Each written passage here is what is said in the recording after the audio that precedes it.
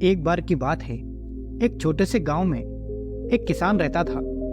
वह मेहनती और लगनशील था, लेकिन उसकी फसल हमेशा खराब हो जाती थी। बारिश कम पड़ जाती तो फसल सूख जाती, ज़्यादा हो जाती तो बाढ़ आ जाती। हर साल यही कहानी दोहराई जाती और किसान निराश होता जाता।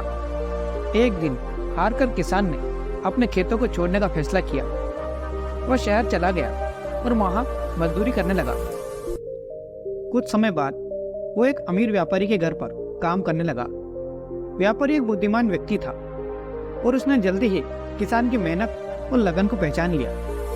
एक दिन व्यापारी ने किसान को बुलाया और उससे पूछा, तुम इतने मेहनती हो, फिर भी तुम्हारे खेतों में फसल क्यों नहीं होती? फिर किसान ने सारी कहानी सुनाई। व्यापारी ने उसकी बात को ध्यान से सुना, फिर मुस्कुराते हुए बोला, बेटा, असफलता हमें रोकने के लिए नहीं होती, बल्कि हमें सिखाने के लिए होती है। तुमने हर साल गलतियां की होगी, लेकिन तुमने उनसे सीखा भी होगा। किसान ने सोचा, तो ठीक है, मैंने गलतियां की है, लेकिन मैंने यह भी सीखा है कि किन किन परिस्थितियों में फसल अच्छी होती है और किन में नहीं। फिर व्यापारी ने आगे कहा, अगर तुम अपने गांव वापस जाओ और अपनी गलतियों से सीखते हुए फिर से कोशिश करो तो तुम्हें सफलता जरूर मिलेगी। किसान व्यापारी की बातों से प्रेरित होकर अपने गांव वापस चला गया। उसने अपनी गलती पर विचार किया और इस बार उसने नए तरीके अपनाए। उसने सूखा प्रतिरोधी फसल लगाए, पानी की निकासी का बेहतर इंतजाम किया और मौसम के हिसाब से फसल चक्र का इस्तेमाल किया।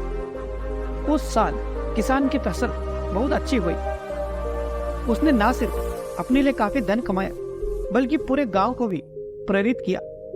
तो दोस्तों, इस कहानी से हमें सीखने को मिलता है कि असफलता एक चुनौती है, न कि आखिरी मंजिल।